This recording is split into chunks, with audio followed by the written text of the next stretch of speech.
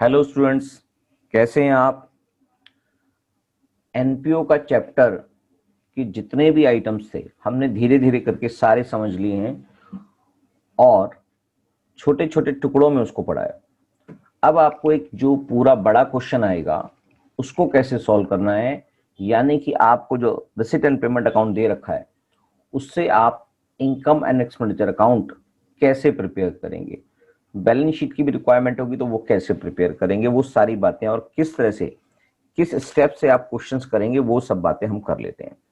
Most of the questions सारी बातें आप सीख चुके हैं, मगर फिर भी हम इसको गो थ्रू हो रहे हैं इसमें, इसलिए मैं इसको अलग से डिटेल में लिख के नहीं बता रहा हूं। आपकी बुक में इसके स्टेप्स अवेलेबल हैं, मैं उन्हीं के अंदर आपको डिस्कस करके ये डिटेल में बता रहा हूं। तो सबसे पहले अगर आपके पास ओपनिंग कैपिटल फंड नहीं है, क्वेश्चन में कहीं पर भी आपके पास डाटा अवेलेबल नहीं है, तो सबसे पहले आप ओपनिंग कैपिटल फंड ड्राइव करेंगे। पहला काम आपका यही होगा कि आप ओपनिंग कैपिटल निकालेंगे, ओपनिंग कैपिटल फंड निकालेंगे bye preparing opening balance sheet. वो मैंने आपको बता दी है कि ओपनिंग बैलेंस शीट कैसे बनती है। उसके बाद जितनी भी आपके पास रिसिट एंड पेमेंट अकाउंट के अंदर आइटम्स हैं रिसिट साइड में, उन सारी आइटम्स को देखेंगे कि किसी में कोई एडजस्टमेंट करनी, मतलब उसमें से सिर्फ और सिर्फ रेवेन्यू रिसिट्स निकालनी है आपने। रेवेन्यू रिसिट्स ऐसी होंगी जो रिसिट एंड पेमेंट अकाउंट है उसमें विदाउट एडजस्टमेंट होंगी और उसकी एडजस्टमेंट उसके नीचे लिखी होगी। तो उन सब को आपने खाली रेवेन्यू रिसिट्स वाली आइटम्स को with adjustment income and expenditure account के इनकम साइड में चढ़ाना है। ठीक है सर। और अगर उसमें से कोई एडजस्टमेंट करनी है तो उसके लिए क्या परफॉर्मा होगा, जैसे आपने सब्सक्रिप्शन के बारे में पढ़ा था सेम, क्योंकि सब्सक्रिप्शन भी एक रिसिट होती है तो बाकी कोई भी रिसिट्स जिसके अंदर एडजस्टमेंट करनी है सेम तरीके से ही की जाएगी, सेम स्टेटमेंट होगी, यानी कि amount receive during the year. कोई भी एडजस्टमेंट करनी है उसका टोटल अमाउंट जो आपने ड्यूरिंग द ईयर में रिसीव किया है, आउटस्टैंडिंग इनकम या accrued income eight the end of the current year, यानी कि आउटस्टैंडिंग जो भी बाकी है वो उसमें ऐड कर देंगे, और income received in advance in the beginning of the current year, यानी कि ये जो इनकम रिसीव्ड हुई है एडवांस में beginning of the current year के, यानी कि वो पार्ट इस साल से रिलेटेड है उसको भी आप ऐड कर देंगे। यही आपने सब्सक्रिप्शन में किया था। और इसका अपोजिट जो पार्ट है यानी आउटस्टैंडिंग इनकम, यानी कि accrued eight the and eight the beginning of the current year, यानी कि एक्रूड इनकम जो beginning of the current year में है वो किसके लिए था, वो लास्ट ईयर के लिए था, प्रीवियस ईयर के लिए था, इसलिए इसको यहां से हटा देंगे। और income received in advance at the end of the current year, इसका मतलब ये फ्यूचर ईयर यानी कि नेक्स्ट ईयर के लिए है, उसको यहां से हटा देंगे। Income received in advance at the end और outstanding income accrued in the beginning of the current year को माइनस कर देंगे। यही सब चीजें आपने सब्सक्रिप्शन में भी की थी, और वो जो अमाउंट फाइनल अमाउंट आएगा उसको हम इनकम एंड एक्सपेंडिचर अकाउंट के इनकम साइड में चढ़ा देंगे। क्या बात समझ में आ गई। कोई भी किसी भी इनकम साइड की आइटम के अंदर कोई भी रेवेन्यू रिसिट्स के अंदर कोई भी एडजस्टमेंट करनी होगी तो आप इस तरह से कर देंगे। क्या बात समझ में आ गई। और जो भी एडजस्टमेंट करेंगे उसका इंपैक्ट आपको बैलेंस शीट के अंदर दिखाना पड़ेगा, और बैलेंस शीट के अंदर उसको एक्रूड करके या आउटस्टैंडिंग करके या प्रीपेड करके जहां उसकी एडजस्टमेंट करनी है वो आपको शो करनी पड़ेगी। क्या ये बात समझ में आ गई। हाँ सर, ये बातें बिल्कुल क्लियर हो रही हैं।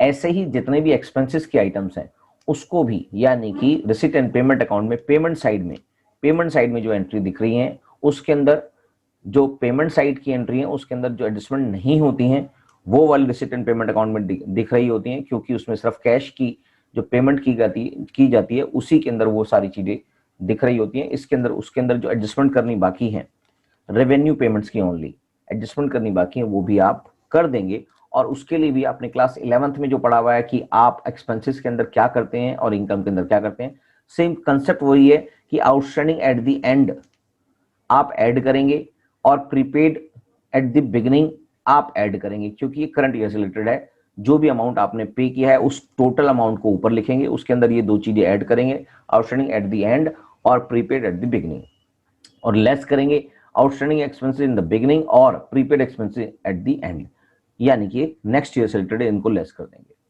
ये पहला आइटम प्रीवियस ईयर से रिलेटेड था और नेक्स्ट ईयर से रिलेटेड दूसरा आइटम है। तो इसका मतलब जो भी अमाउंट फाइनल फिगर आएगी उसको इनकम एंड एक्सपेंडिचर अकाउंट के एक्सपेंसेस साइड के अंदर दिखा देंगे। बस यहां पर मेन बात यहां पर समझनी क्या है, वो हो सिर्फ और सिर्फ रेवेन्यू नेचर का होना चाहिए, और जिस एडजस्टमेंट करने के बाद जो भी आइटम्स बैलेंस शीट से रिलेटेड है, आउटस्टैंडिंग है, प्रीपेड है, उनको बैलेंस शीट का पार्ट बना देंगे। क्या ये बात क्लियर हो गई है?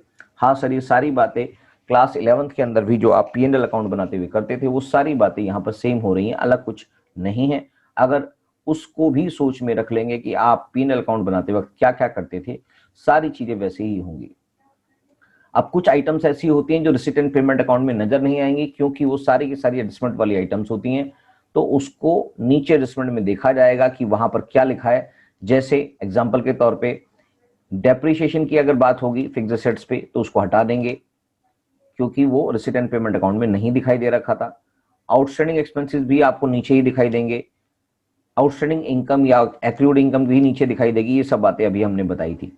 अगर loss on sale of fixed assets है, loss on sale of fixed assets है, वो क्योंकि एसेट बिक रही होगी मगर उसके अंदर लॉस की जो बात हुई है वो आपको खुद ड्राइव करनी पड़ेगी, और उसमें से लॉस को एक एक्सपेंसेस के रूप में इनकम एंड एक्सपेंडिचर अकाउंट के अंदर एक्सपेंसेस साइड में चढ़ा देंगे। ऐसे ही अगर फिक्स्ड एसेट्स को बेचने से कोई गेन होता है तो वो आपके इनकम साइड में चढ़ जाएगा। तो ये सारी बातें आप समझ लेंगे, और अगर मतलब ये सारी बातें जो आपको रिसीट एंड पेमेंट अकाउंट में नहीं दिखाई दे रही होंगी मगर आपको एडजस्टमेंट करनी है, ये सारी बातों का विशेष ध्यान रखेंगे। ये आपको इनकम एंड एक्सपेंडिचर अकाउंट के अंदर नहीं दिखाई दे रही होंगी। और जब आपकी फिक्स्ड एसेट्स बिक जाती है तो उसके अंदर आपको क्या क्या लेस करना है बैलेंस शीट में, जो क्लोजिंग बैलेंस शीट बनाएंगे, फिक्स्ड एसेट्स में से डेप्रिसिएशन हटा देंगे, अगर उसमें से कोई सेल या परचेज की है उसको भी एडजस्ट करके वहां पर दिखाएंगे बैलेंस शीट के अंदर। और फाइनली आपका रिसीट एंड पेमेंट अकाउंट से सरप्लस या रिसीट एंड पेमेंट अकाउंट से नहीं, इनकम एंड एक्सपेंडिचर अकाउंट से सरप्लस या डेफिसिट ड्राइव हो जाएगा। अगर क्रेडिट साइड यानी कि इनकम साइड बड़ी है तो आपका डेफिसिट आ जाएगा, सॉरी, अगर इनकम साइड बड़ी है तो आपका सरप्लस आ जाएगा, इनकम साइड बड़ी है तो आपका सरप्लस आ जाएगा, और अगर एक्सपेंसिस साइड एक्सपेंडिचर साइड बड़ी है तो आपका डेफिसिट आ जाएगा। क्या ये बात समझ में आ गई? और फाइनली जो सरप्लस या डेफिसिट होता है it is added back to the capital fund, उसको कैपिटल फंड के साथ जोड़ दिया जाएगा बैलेंस शीट के अंदर। क्या बात समझ में आ गई? यानी कि सरप्लस आया तो प्लस हो जाएगा और डेफिसिट आया तो माइनस हो जाएगा। और उसके बाद फाइनली आपकी ओपनिंग बैलेंस शीट के बेसिस पर क्लोजिंग बैलेंस शीट भी प्रिपेयर कर देंगे, और उसके अंदर जो भी इफेक्ट आपने इनकम एंड एक्सपेंडिचर अकाउंट के अंदर दिखाए हैं उसका भी इंपैक्ट आ ही जाएगा। तो ये पूरी तरह से एक क्वेश्चन जब हम करेंगे तो आपको ये सारी बातें ध्यान में रखनी पड़ेंगी, कंसेप्चुअल ये बात है। तो चलिए अब एक क्वेश्चन कर लेते हैं। तो चलिए एक क्वेश्चन कर लेते हैं। टी.एस. ग्रेवाल सर की बुक का इलस्ट्रेशन नंबर 27 है। देखते हैं कि क्या आपको इसमें समझ में आ रहा है। पहले क्वेश्चन समझेंगे थोड़ी देर, फिर उसके बाद इसका धीरे धीरे आंसर देखेंगे कि कैसे इसका आंसर निकाला जाएगा। From the following receipt and payment account of accountants club prepare income and expenditure account for the year ended 31st March 2020. Receipt and payment account given है for the year ended 31st March 2020. आपके पास receipt side में है cash in hand opening balance है, cash at bank opening balance है, to subscription 15,24,000 subscription का आया हुआ है, टू डोनेशन 7,20,000 डोनेशन के आए हुए हैं। तो ये ध्यान रखेंगे कि किस बारे में बात हो रही है। हमारे को सबसे पहले बात हो रही है सब्सक्रिप्शन की, यानी कि सब्सक्रिप्शन एक रेगुलर नेचर का रिसिप्ट साइड में दिखाई दे रहा है, यानी कि एक रेवेन्यू नेचर का इनकम है, यहाँ पर रिसिप्ट है बेसिकली। और टोटल डोनेशन जो है ये भी एक जनरल डोनेशन है 7,20,000। क्वेश्चन में स्पेसिफिक डोनेशन लिखा होता तो हम स्पेसिफिक मानते, इसको जनरल डोनेशन मानेंगे। टू इंटरेस्ट ऑन इन्वेस्टमेंट, ये भी आपके इनकम है, इंटरेस्ट ऑन इन्वेस्टमेंट जो की हुई है वो। टू एंट्रेंस फीस, क्योंकि ये इन्वेस्टमेंट जो है कोई पर्टिकुलर स्पेसिफिक इन्वेस्टमेंट नहीं है तो ये भी एक रेवेन्यू नेचर की आइटम है। एंट्रेंस फीस जब तक क्वेश्चन में नहीं बोला जाता तब तक ये एक रेवेन्यू नेचर की आइटम ही कहलाती है, ये मैंने आपको पहले बता रखा है। To interest receive from bank, ये भी एक रेवेन्यू नेचर की आइटम्स है। सेल ऑफ ओल्ड न्यूज़पेपर, ये भी एक रेवेन्यू नेचर की आइटम। तो इसमें most of the items are revenue nature.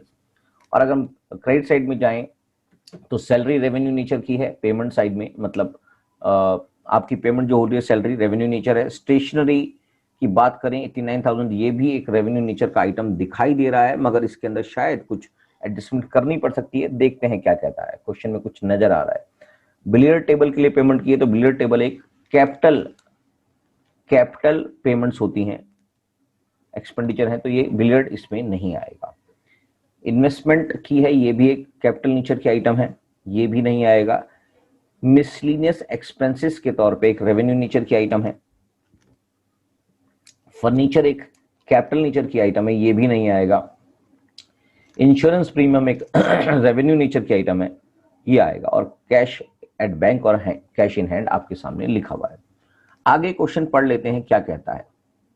Question समझना जरूरी है, तभी इसको पहले आपको प्रिपेयर करना पड़ेगा दिमाग से कि क्या इसमें करना है। Subscription in arrears for the year ended 31 March 2020 लिखा है। Subscription arrear for the year ended 31 मार्च, यानी कि 1,35,000 रुपए इस साल के लिए आउटस्टैंडिंग है। इस साल करंट ईयर में जो हम जिसमें काम कर रहे हैं वो 1,35,000 आउटस्टैंडिंग है। इसका मतलब इसको ऐड किया जाएगा। Subscription received in advance during the year ended 31 March 2020, यानी कि ये फ्यूचर के लिए रिसीव किया गया है, इसको लेस किया जाएगा 39,000, यानी कि जो इस अमाउंट में ये जो अमाउंट है इसमें ये ऐड किया जाएगा 1,35,000 जो अभी आना बाकी है, और इन एडवांस रिसीव किया हुआ है फ्यूचर के लिए वो 39,000, इसको लेस करना पड़ेगा। ये बात समझ में आ जाएगी आपको, बिल्कुल क्लियर है। Insurance premium prepaid is 3,000। Insurance premium जो यहां लिखा हुआ है उसमें प्रीपेड है जो 3,000 है, यानी कि ये एक ऐसा एक्सपेंस है जिसके अंदर एडजस्टमेंट करनी बाकी है। तो इसका मतलब 3,000 रुपीज इस अमाउंट में इंक्लूड है, प्रीपेड है, यानी कि 3,000 रुपीज हटा देंगे क्योंकि वो नेक्स्ट ईयर से रिलेटेड है। The details with respect to stationery of accountants club is as follows. 31 March 2020, यानी कि क्लोजिंग बैलेंसेस दे रखे हैं और ये ओपनिंग बैलेंस दे रखे हैं। यानी कि अगर आपको यहां पर समझना है तो ये डेट्स को ध्यान में रखेंगे कि आगे पीछे लिखी हुई हैं, तो ये ना उल्टा ना समझ लें। तो ओपनिंग बैलेंस ये है और आपके पास क्लोजिंग बैलेंस ये गिवन है। तो basically opening stock of stationery 5,000 है, क्लोजिंग स्टॉक ऑफ स्टेशनरी ये है। क्रेडिटर्स फॉर स्टेशनरी, यानी कि क्रेडिटर्स फॉर स्टेशनरी दे रखा है, इसका मतलब आपको creditors for stationery account prepare करना पड़ेगा जिससे आपकी क्रेडिट परचेज निकल के आएगी। Advance for paid for stationery, ये भी सारी चीजें इसके अंदर लिखी है। Advance paid for stationery carried from 18-19, यानी कि ये ओपनिंग एडवांस है, यानी कि क्रेडिटर्स अकाउंट के अंदर आपको देखना पड़ेगा। और advance for stationery paid in 1920, ये एडवांस है, ये नहीं कि क्लोजिंग पे दिखाई दे रहा है, ये नहीं कि ये ओपनिंग है और ये क्लोजिंग है। चलिए इसको समझते हैं क्या क्या करना पड़ेगा। क्वेश्चन में सिर्फ और सिर्फ आपको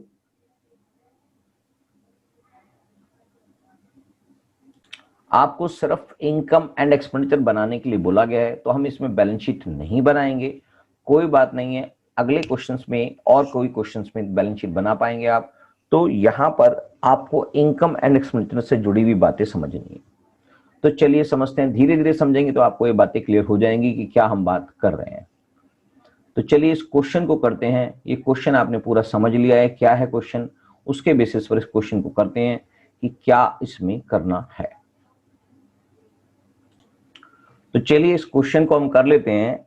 इलस्ट्रेशन नंबर 27 हम इसका अब सोल्यूशन करने जा रहे हैं कि इसके अंदर आपको इनकम एंड एक्सपेंडिचर अकाउंट कैसे बनेगा। सबसे पहले अकाउंटेंट्स क्लब का ये अकाउंट्स बन रहे हैं, इनकम एंड एक्सपेंडिचर अकाउंट आप बना रहे हैं for the year ended 31 March 2020 के लिए। आपने इसका प्रोफार्मा खींचना है। एक्सपेंडिचर एक साइड में, यानी कि डेबिट साइड में एक्सपेंडिचर है, इनकम क्रेडिट साइड में लिखेंगे और अमाउंट का कॉलम बना देंगे। तो सबसे पहले देखते हैं कि इसमें क्या क्या आइटम्स आनी है। क्वेश्चन आपको पता ही है, हमने क्वेश्चन देख लिया है कि उसके अंदर क्या क्या फीड करना है। तो चलिए एक एक आइटम को उठाते हैं और क्वेश्चन को करने लग जाते हैं। सबसे पहले हमारे पास है, हम रिसिट साइड में देखते हैं। पहले सब्सक्रिप्शन की बात कर रहे हैं, सबसे पहले सब्सक्रिप्शन की बात हो रही है। तो सब्सक्रिप्शन के लिए अब एंट्रियां करते हैं। तो आपको मैंने समझाया था कि सब्सक्रिप्शन की आप एडजस्टमेंट आप डायरेक्ट अकाउंट में भी कर सकते हैं और आप चाहें तो इसको अलग से बनाकर वर्किंग नोट्स में भी दिखा सकते हैं। बाय सब्सक्रिप्शन तो मैं इसको एक वर्किंग नोट में बना के दिखा देता हूं आपको, जैसा कि हमने पहले बनाया था। तो सब्सक्रिप्शन की बात करते हैं, कैलकुलेशन फॉर सब्सक्रिप्शन। काफी धीरे कराऊंगा ये क्वेश्चन, तो इसलिए बड़ा पेशेंस रखेंगे, नहीं तो आपको कोई क्वेश्चन समझ में नहीं आएगा।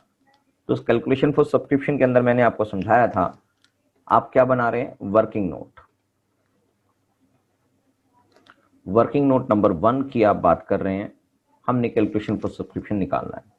तो सब्सक्रिप्शन के अंदर जो क्वेश्चन में गिवन है, आपको पता है इसकी एक फॉर्मेट हमने बना रखा है, उसी के बेसिस पर हम करते हैं इसको। तो यहां पर सब्सक्रिप्शन का जो अमाउंट है वो देख लेते हैं। क्वेश्चन में आपके पास सब्सक्रिप्शन का जो टोटल अमाउंट दे रखा है, मैं आपको जानबूझ के इस वाले फॉर्मेट में करा रहा हूं, क्योंकि आपको हमेशा इस तरह का फॉर्मेट याद होना चाहिए, नहीं तो इसमें इतनी सारी फॉर्मेट की रिक्वायरमेंट नहीं थी क्वेश्चन में, फिर भी मैं आपको इसी में कराऊंगा। आपके पास टोटल सब्सक्रिप्शन रिसीव है क्वेश्चन में 15,24,000 जो रिसीट एंड पेमेंट अकाउंट में दिखाई दे रहा है। Add subscription outstanding at the end of the current year. क्या क्वेश्चन में आउटस्टैंडिंग सब्सक्रिप्शन के बारे में बात बोल रखी है? Outstanding at the end of the current year, subscription outstanding at the end of the current year 1,35,000 लिखा हुआ है। 1,35,000 रुपीज इसके अंदर आउटस्टैंडिंग दिखाई दे रहा है। Add subscription received in advance at the beginning of the current year, यानी कि subscription received in advance at the beginning of the current year क्या लिखा हुआ है? कुछ भी नहीं है सर, ये तो ये नील है हमारे लिए। तो अगर हम इसका यहां पर टोटल करेंगे तो आपके पास टोटल बन जाएगा 1 2 3 zeros and 4 and 5 9 2 and 3 5 16,59,000 16,59,000 आपके पास ये आ रहा है। Less subscription outstanding at the beginning of the current year, outstanding at the beginning क्या लिखा हुआ है सर? नहीं लिखा। Subscription in advance at the end of the current year, eight the end of the current year में 39,000 rupees लिखा हुआ है, एडवांस रिसीव्ड के बारे में है। तो इसको आप 39,000 रुपीज यहां से लेस कर देंगे, तो आपका अमाउंट आ जाएगा 1 2 3 अगेन 0, यह आ गया 2 16,20,000 हमारा एक्चुअली अमाउंट होना चाहिए। 16,20,000 रुपीज आपका इनकम एंड एक्सपेंडिचर अकाउंट में पोस्ट किया जाएगा। तो वर्किंग नोट नंबर 1 में हमने निकाल लिया है। इसके इस वाली फिगर में भी कुछ भी नहीं है, ये आपको सारी बातें क्लियर होनी चाहिए। तो आप सब्सक्रिप्शन से जुड़ा हुआ ये वाला फॉर्मेट बिल्कुल अच्छी तरह से जान लें, और इस फॉर्मेट के अंदर ये आप कर देंगे। तो 16,20,000 आपने यहां पर चढ़ा दिया, और इसके अंदर नीचे मेंशन कर दिया working note number 1, 16,20,000 is the amount. दूसरा अमाउंट क्या दिखाई दे रहा है? रिसिप्ट साइड में डोनेशन दिखाई दे रहा है। तो क्या डोनेशन एक जनरल डोनेशन है? क्या वो रेवेन्यू नेचर की है? हाँ सर, वो रेवेन्यू नेचर की है, क्योंकि उसके साथ कोई स्पेसिफिक वर्ड नहीं जुड़ा हुआ है। तो बाय डोनेशन, डोनेशन का अमाउंट आ रहा है 7,20,000, और उससे जुड़ा हुआ कोई भी एडजस्टमेंट यहां पर क्वेश्चन में नहीं है। उसके बाद लिखा है जी इंटरेस्ट ऑन इन्वेस्टमेंट। क्या इंटरेस्ट ऑन इन्वेस्टमेंट आपके पास रेवेन्यू नेचर का कहलाता है? हाँ सर, वो रेवेन्यू नेचर का है, क्योंकि ये स्पेसिफिक इन्वेस्टमेंट नहीं है, इसलिए बाय इंटरेस्ट ऑन इन्वेस्टमेंट की बात करेंगे तो वो एक रेवेन्यू नेचर का आइटम है, जो है 18,000। उसके बाद बात करते हैं एंट्रेंस फीस की। क्या एंट्रेंस फीस के बारे में कुछ लिखा है क्वेश्चन एडजस्टमेंट में? कुछ भी नहीं लिखा है सर। तो बाय एंट्रेंस फीस आपकी रेवेन्यू नेचर की हो जाएगी, जो अमाउंट है 1,80,000। उसके बाद अमाउंट आ रहा है इंटरेस्ट रिसीव फ्रॉम बैंक। तो ये भी एक रेवेन्यू नेचर का आइटम है। Bye interest received from bank, जो अमाउंट आ रहा है आपके पास 63,000 की, यानी कि आपके पास जो बैंक में पैसा जमा था उस पे बैंक ने आपको इंटरेस्ट दिया है।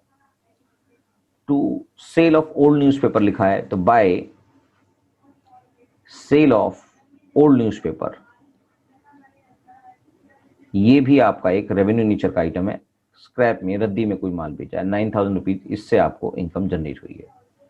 चलिए अब आपको डेबिट साइड की तरफ चलते हैं, यानी कि पेमेंट साइड में जो लिखा हुआ है रिसिट एंड पेमेंट अकाउंट के अंदर, एक्सपेंडिचर साइड में आप उसको फीड करेंगे। टू सैलरीज के बारे में लिखा है, तो सैलरीज के लिए कोई भी एडजस्टमेंट क्वेश्चन में गिवन नहीं है, तो इसको भी हम यहां पर पूरा अमाउंट लिख देंगे 4,95,000।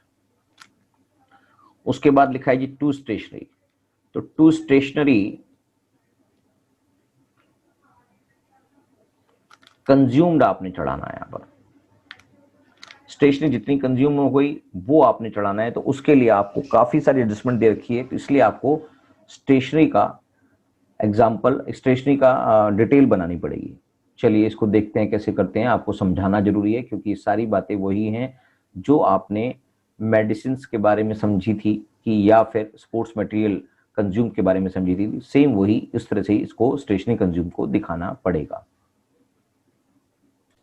तो चलिए अब आप कैलकुलेशन फॉर स्टेशनरी कंज्यूम का एक और वर्किंग नोट बनाएंगे, तभी एक्चुअली आपको पता चलेगा कि कैलकुलेशन फॉर स्टेशनरी कंज्यूम कैसे होता है। तो वो मैंने आपको समझाया था, इसके लिए एक स्टेटमेंट बनानी पड़ती है, ओपनिंग स्टॉक ऑफ स्टेशनरी, यानी कि सब कुछ स्टेशनरी की बात है, बात कर रहे हैं तो मैं सब ओपनिंग स्टॉक लिख रहा हूं, ओपनिंग स्टॉक ऑफ स्टेशनरी हो गया। उसके बाद अगर आपके पास कोई भी परचेजेस हुई हैं, बाय परचेजेस के रूप में कैश परचेज भी हो सकती है और क्रेडिट परचेज भी हो सकती है, तो वो अभी देखते हैं कैसे निकलेगा। और अगर आपने कोई सेल की है, अगर आपने सेल की है कोई sale of stationery, sale of stationery का मतलब है कि एक्चुअली वो आपका सेल का काम नहीं है, मगर कोई भी आपके पास पुरानी स्टेशनरी वगैरह पड़ी थी तो उसको अगर सेल किया तो वो भी लेस हो जाएगी। और अगर आपने उसके बाद जो भी स्टेशनरी का क्लोजिंग स्टॉक बचा है वो यहां पर लेस किया जाएगा, और फाइनली आपके पास जो फिगर आएगी वो आएगी stationery consumed during the year, और यही अमाउंट आपके लिए इनकम एंड एक्सपेंडिचर का एक्सपेंसेस पार्ट माना जाएगा। क्या बात समझ में आ रही है? हाँ सर समझ में आ रही है। तो चलिए इसको देख लेते हैं और कैसे निकलेगा ये। आपके पास ओपनिंग स्टॉक क्वेश्चन में दे रखा है, स्टॉक ऑफ स्टेशनरी 5,000 दे रखा है। आप अपनी बुक में देख सकते हैं क्वेश्चन को, मैं इसके साथ साथ कर ही जा रहा हूं। ओपनिंग स्टॉक है, add purchases during the year है, वो कहीं पर भी नहीं लिखा हुआ। आपको यहां पर जो पेमेंट्स की हैं, स्टेशनरी के लिए पेमेंट की है आपने 85,700 की, तो यही बात समझनी है कि 85,700 की जो हमने पेमेंट की थी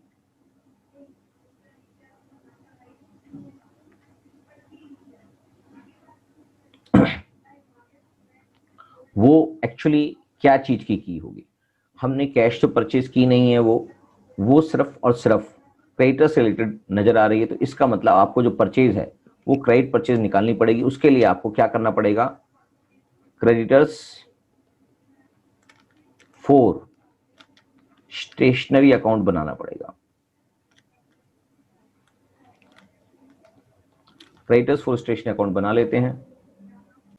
तो चलिए क्रेडिटर्स फॉर स्टेशनरी अकाउंट का परफॉर्म हमने बना लिया है। क्रेडिटर्स फॉर स्टेशनरी अकाउंट के लिए आपके पास जो डाटा गिवन है वो क्वेश्चन में गिवन है आपके पास। क्रेडिटर्स फॉर स्टेशनरी का ओपनिंग बैलेंस दिखाई दे रहा है 26,000। ये ध्यान रखेंगे, आपको क्वेश्चन में बाद वाला आइटम जो है वो ओपनिंग बैलेंस दे रखा है, तो और पहले जो आइटम दे रखा है वो क्लोजिंग बैलेंस दे रखा है। तो क्रेडिटर्स ओपनिंग बैलेंस दे रखा है बाय बैलेंस बीडी, वो दे रखा है 26,000, और क्रेडिटर्स का क्लोजिंग बैलेंस दे रखा है टू बैलेंस सीडी, वो दे रखा है 40,000। क्वेश्चन में चेक करेंगे, कोई डाउट नहीं होना चाहिए, आराम से क्वेश्चन आपकी बुक में सामने चलना चाहिए जिससे आपको पता लगे कि मैं कर क्या रहा हूं। उसके बाद advance for stationery paid in 1920, यानी कि करंट ईयर में एडवांस पे कर रखा है और उसका क्लोजिंग बैलेंस दिखाई दे रहा है। एडवांस की बात करेंगे तो एडवांस हमारे लिए एक डेबिट बैलेंस होता है, और क्लोजिंग साइड में ये दिखाई देगा बाय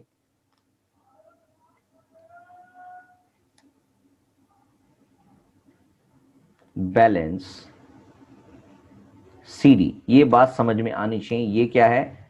एडवांस है। क्लोजिंग साइड में दिखाई दे रहा है एडवांस 7,000 रुपीज, यहां पर क्रेडिटर्स के लिए एडवांस दे रखा है, और एडवांस ओपनिंग बैलेंस भी क्वेश्चन में दे रखा है। तो to balance BD advance at the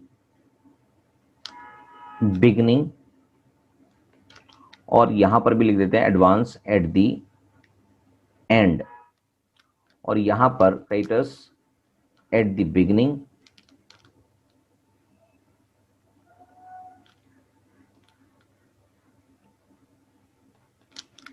और क्रेडिटर्स एट द एंड। तो ये बातें आपको क्लियर होनी चाहिए। ये क्वेश्चन में गिवन है एट द बिगिनिंग जो अमाउंट है advance paid for stationery carried from 1819, यानी कि क्लोजिंग बैलेंस दे रखा है क्वेश्चन में advance paid for stationery carried from 1890।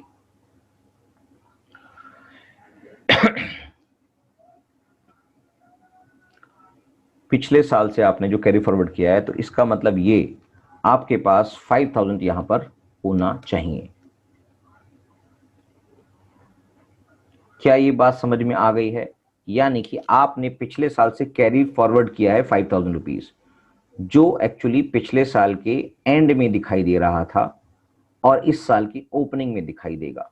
Advance paid for stationery carried from 1890, 18-19 के अंदर जो आपने एडवांस पे किया था वो अभी भी एडवांस इसके अंदर इंक्लूड हो रहा है। इस वाले इसमें 7,000 एडवांस एट द एंड जो इंक्लूड है वो 7,000 में ये भी इंक्लूड है। इसका मतलब चलिए इसको देखते हैं और क्या क्या निकालना है इसमें से। तो नॉर्मली सारी बातें यहाँ पर हमने कर ली हैं। क्रेडिटर्स को जो पेमेंट करनी थी वो भी क्वेश्चन में गिवन है टू बैंक करके अमाउंट पेड किया है, जो आपके पास रिसिप्ट एंड पेमेंट अकाउंट में दिया हुआ है वो अमाउंट है आपके पास 89,700। 89,700 ये सारी इंफॉर्मेशन आपके पास थी और आपने इसको फीड किया है। बस अब आपके पास सिर्फ और सिर्फ एक आइटम जो गायब है, इसको मैं अलग कलर से यहां दिखा देता हूं। तो बाय क्या है? ये बाय क्रेडिट परचेज है।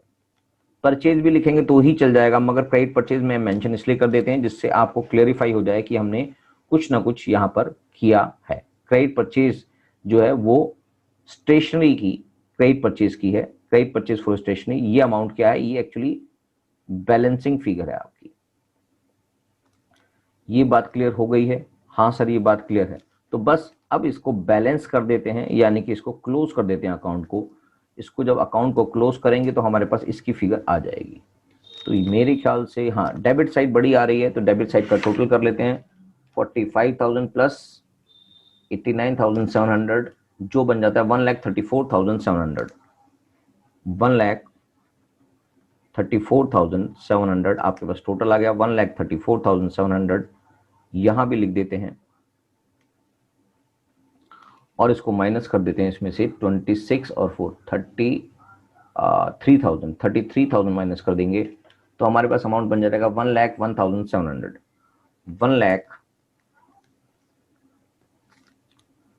1,01,700 इज द बैलेंसिंग फिगर।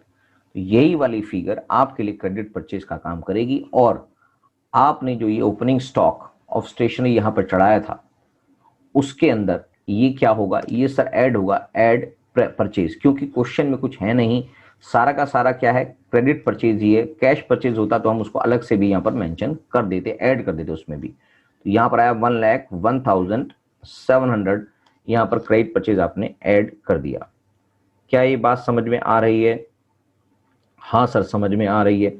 उसके बाद क्या करेंगे सर? उसके बाद सेल ऑफ स्टेशनरी के रूप में हमने कुछ भी नहीं किया है और क्लोजिंग स्टॉक के रूप में आपके पास क्वेश्चन में आ रहा था।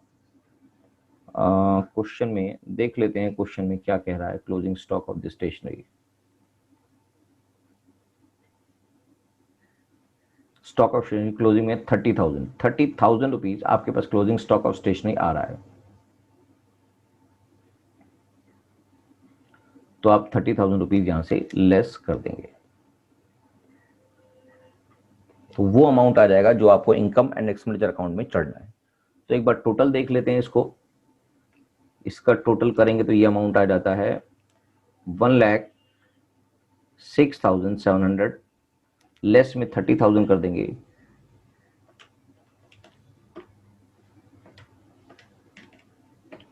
ये अमाउंट आ जाएगा आपके पास 76,700। 76,700 आपके पास बुक में दूसरे मेथड से किया हुआ है, तो आप करना इसी मेथड से है। सिंपल मेथड यही है, कोई कंफ्यूजन नहीं होना चाहिए कि आपको ये क्या किया हुआ है। तो ये सारी बातें मैंने समझा दी हैं, कोई कंफ्यूजन नहीं होना चाहिए। मैं आपको बार बार बोल रहा हूँ, ओपनिंग स्टॉक ये है, परचेज आपने ड्राइव की है, ये आपके सामने जो वर्किंग नोट नंबर है, ये है वर्किंग नोट नंबर 2 के अंदर यहाँ पर मेंशन है। वर्किंग नोट 2 से हमने ये वाला अमाउंट ड्राइव किया है। क्या ये बात समझ में आ गई? और इससे हमारा stationery consume during the year 76,700 आ चुका है। इसको हम अपने इनकम एंड एक्सपेंडिचर अकाउंट के अंदर चढ़ा देंगे।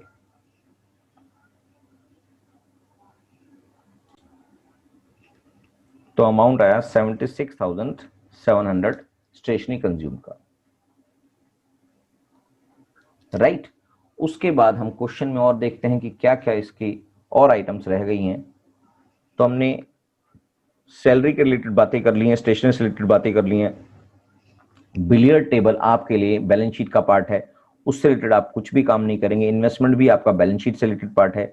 उसके बाद लिखा है मिसलेनियस एक्सपेंसेस, और उससे रिलेटेड कोई भी एडजस्टमेंट क्वेश्चन में नहीं दी हुई है मिसलेनियस एक्सपेंसेस, उसको भी हम चढ़ा देते हैं। 75,000 क्वेश्चन में दिए हुए हैं।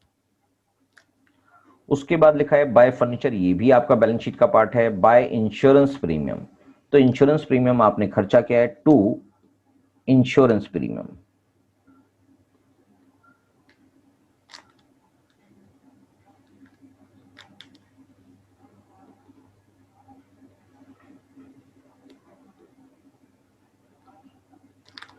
ये भी आपने यहां लिखा है, तो मैं इसको भी लिख देता हूं। वर्किंग नोट नंबर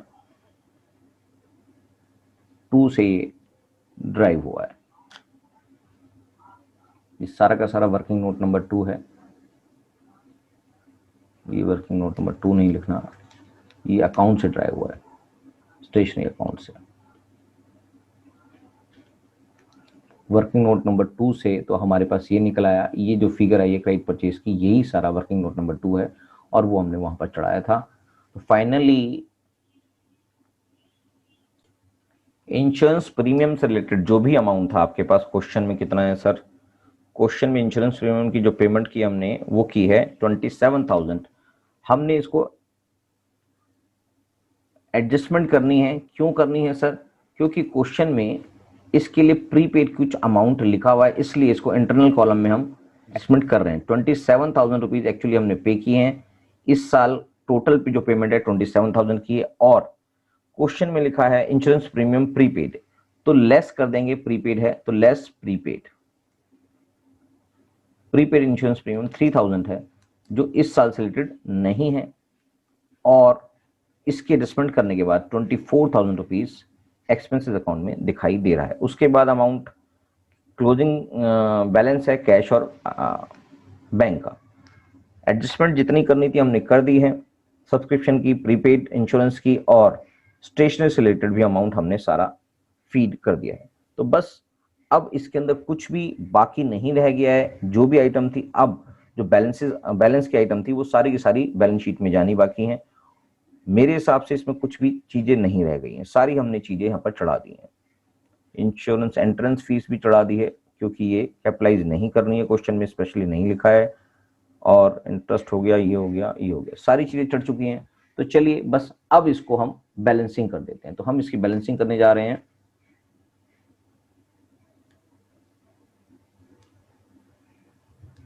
जो भी अमाउंट आएगा वो हमारा डेफिसिट होगा या सरप्लस होगा। तो टोटलिंग कर लेते हैं। 7 लाख।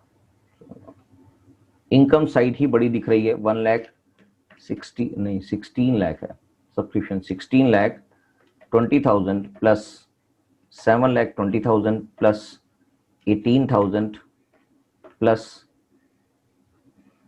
1,80,000 plus 63,000 plus 9,000।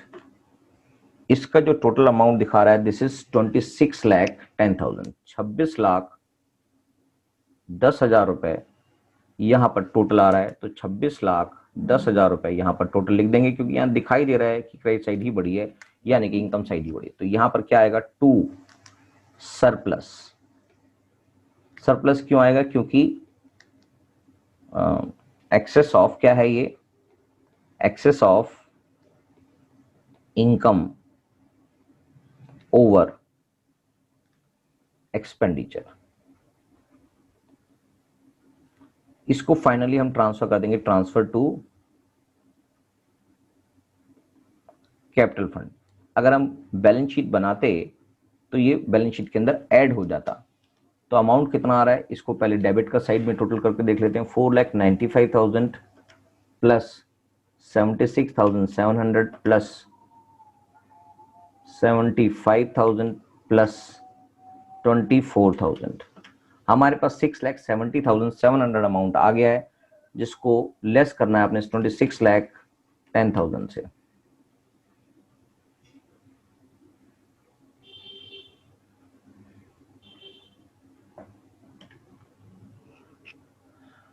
जो अमाउंट आ जाता है 19,39,300। 19 लाख, मैं इसको दूसरे कलर से लिख देता हूं, 19,39,300, ये एक्चुअली आपका सरप्लस आया। अब जाके क्वेश्चन पूरा हुआ है, देखा है आपने, धीरे धीरे मैंने क्वेश्चन किया है। आपको इतनी धीरे तो नहीं करना है, बस समझाना था कि आपको एक क्वेश्चन समझ में आ जाएगा कि आपको पूरा एक बड़ा क्वेश्चन कैसे करते हैं, कि उसमें अलग अलग आइटम्स जो आपने छोटी छोटी सीखी थी पिछली क्लासेस में, उन क्लासेस के अंदर उसको, उन सारी आइटम्स को जोड़कर अगर एक क्वेश्चन किया जाएगा तो कैसे किया जाएगा। अभी इसमें एक छोटा सा पार्ट यानी कि बैलेंस शीट का पार्ट नहीं आया है, तो बैलेंस शीट के पार्ट वाला क्वेश्चन भी करेंगे, जिससे आपको क्लियरिटी आ जाएगी। राइट, चलिए इस क्वेश्चंस को हमने कर चुके हैं। Thank you very much. अगली क्लास में मिलते हैं बैलेंस शीट वाले क्वेश्चन के साथ।